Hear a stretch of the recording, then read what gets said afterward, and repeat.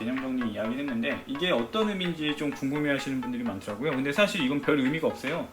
그야말로 이건 궁금한 것들을 공부해봐라 이거거든요. 그래서 이제 사실 생각을 해보면 우리는 이미 이걸 하고 있어요. 안녕하세요. 취미로 철학하는 남자입니다. 네, 오늘은 개념을 이야기하는 시간으로 철학의 이제 개념 공부법이라고 해놨는데요. 앞서 제가 이제 철학을 공부하는 방법이라고 하면서 이제 개념 정리 이야기를 했습니다. 개념 정리 이야기를 했는데 이게 어떤 의미인지 좀 궁금해 하시는 분들이 많더라고요. 근데 사실 이건 별 의미가 없어요.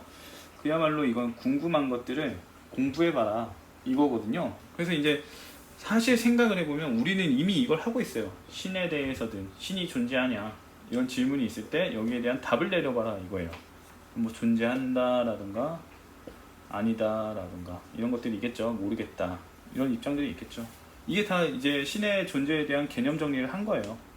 그래서 우리는 이미 다 개념 정리를 하고 있어요. 어느 정도.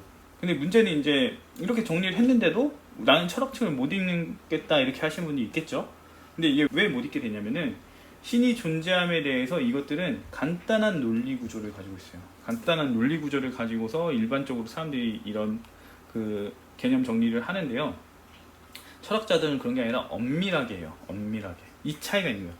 간단하게 했기 때문에 딱 그냥 단순한 논리로만 이렇게 되지만 철학자들은 복합적으로 하는 경향이 있어요. 엄밀하게 하는 경향이 있다고요. 그렇다 보니까 내가 개념 정리를 한 것보다 이 철학자들이 한 게 더 어려워요. 그럴 수밖에 없죠. 왜냐면 간단하게 밖에 나는 생각을 안 하고 있었는데 이 사람들은 복잡하게 생각하면서 내가 생각하지 않은 문제들도 접근하고 있다는 거예요. 그렇기 때문에 사실 개념 정리를 제대로 한다면은 이런 간단하게 하는 게 아니라 엄밀하게 하라는 거고요.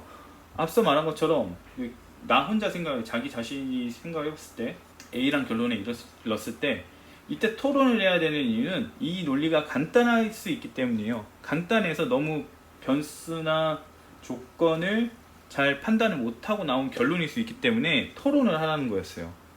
그러면 남들이 봐주면서 이 간단한 논리에 대한 변수나 조건, 예외를 설명해 주겠죠. 그럼 이 예외를 통해서 A는 강화된 A가 될 수도 있고 아니면 B로 전향이 될 수도 있겠죠. 그렇기 때문에 이렇게 되면 보다 엄밀해지죠. 보다 엄밀해져.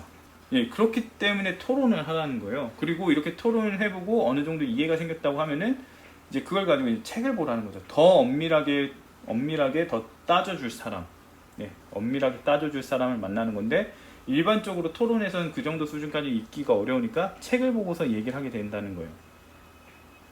네, 그래서 이제 책을 보고서까지 했을 때 뭐 B가 더 강화됐거나 아니면 C로 전향되거나 아니면 다시 A로 된다거나 A로 된다거나 이렇게 된다면은 이게 보다 더 엄밀해진 개념 정리가 될 거 아니에요.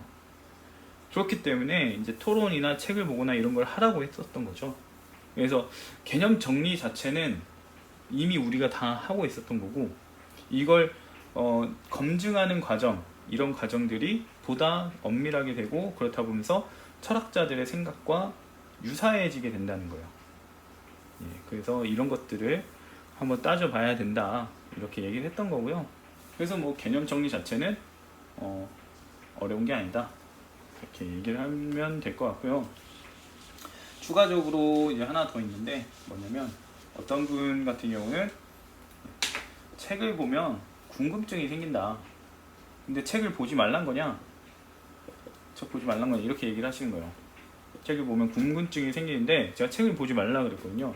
근데 궁금증이 생긴다는 거는 개념 정리를 할 수 있게 된다는 거예요. 그래서 이 경우는 제가 말하는 경우에 해당되지 않아요. 제가 책을 보지 말라고 했던 거는 교양서인데 왜냐면 교양서는 교양 지식이고 이 지식의 검증을 해야 돼요. 검증을 해야 타당성이 확보가 되겠죠. 근데 이 타당성을 확보를 안 해요. 사람들이 교양서를 보면은 이게 권위라던가 이런 걸 통해서 교양서적인 지식을 검증을 안 하고 받아들입니다. 그렇다 보니까 이것들이 잘못될 경우에 왜곡된 지식을 갖고 있게 되는 거예요. 근데 내가 만약에 왜곡된 지식을 가져도 상관이 없다라고 하신다면 이거 보세요. 네. 근데 그게 아니라면 보지 말라고 한 거예요. 왜냐하면 결국엔 검증이 안 되니까. 네. 그 사람이 자기 생각을 정리해서 놓은 거긴 한데 검증이 안 돼요. 학계에서 그렇더라. 학계에서 그렇다고 하더라 라고 한다면 학계의 권위를 또 따른 거죠. 그 학계에서 그렇다고 한 게 맞다는 근거를 찾아야 돼요. 또 맞다는 근거를 찾아야 되는데 이거 안 해요 사람들. 그러니까 학계에서 인정하기 때문에 나는 그걸 믿을 거야 라고 한다면 믿으세요. 대신 검증은 안 됐다는 거죠. 그냥 학계의 권위에 따른 거니까. 네, 그래서 이제 왜곡되거나 잘못된 지식이라고 이제 비판을 받을 여지도 있다는 거예요. 왜냐, 학계라고 해서 모두 다 올바르게 규정하고 있고 그런 건 아니거든요. 그렇다 보니까 뭔가 정확하게 볼 필요가 있다. 예. 그리고 대표적인 예로 소크라테스 예를 들 수 있는데, 소크라테스가 굉장히 현명한 사람으로 이제 뭐 철학사 책이나 이런 데서 이야기가 오곤 하는데, 사실 면면에 따져보면, 책들의 구절구절을 따져보면 그렇게 현명한 사람은 아니거든요. 그렇기 때문에 이런 학계의 입장과 실제 그 책들에서 보여지는 모습은 다를 수가 있다. 이런 것들을 분명히 본다면은, 네, 교양서를 봐서 하는 것이 얼마나 간편하고 쉬워서 좋긴 한데 얼마나 불완전한지를 좀 알 수 있지 않을까 합니다. 그래서 이제 교양서 보지 말라고 했던 거고요. 보고 싶은 권위에 따라 난 보고 싶다. 야, 네가 뭘 아냐? 학계에서 인정했는데 학계를 따르고 싶다고 하시는 분들은 보세요. 네. 안 말립니다. 결국 자기가 가고 싶은 대로 가는 거죠. 그러니까 보시는 게 좋을 것 같고, 그 다음에 원문을 얘기했는데, 원문은 네, 읽기가 힘들다고 했잖아요. 원문은 못 읽어요. 못 읽기 때문에 이제 보지 말라고 한 거예요. 못 읽는 거 뭐하러 보냐 이거죠. 그냥 기초부터 하는 게 낫다. 그랬던 거라서 책을 보지 말라는 거는 교양서를 가지고 지식을 쌓지 말라는 거랑 읽을 수 없는 걸 읽지 말라는 얘기였어요.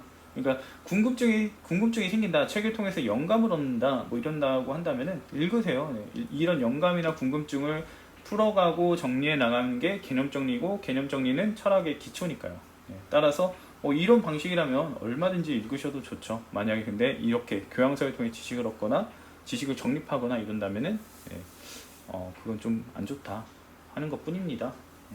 그러니까 이렇게 보시면 될 것 같고요. 개념 공부라고 해봤자 별거 없어요. 그냥 좀 더 엄밀하게 할 수 있는 게 필요한데, 그런 거는 사실 일반적인 사람들이 모여서 A란 입장에 공감을 갖고 있는 이런 사람들이 모이면 엄밀하게 하기 어렵죠. 그리고 간단하게 하는 사람들만 모여 있다면 엄밀하게 하기 어렵죠. 그래서 사실 그 엄밀한 사람 하나가 있을 때 이걸 가지고 이제 그 사람과 잘 시너지를 얻는 것이 좋은데, 네, 그런 경우는 좀 많이 없으니까 대부분의 사람들은 간단한 입장을 가지고서 공부를 하는 게 일반적이긴 하죠.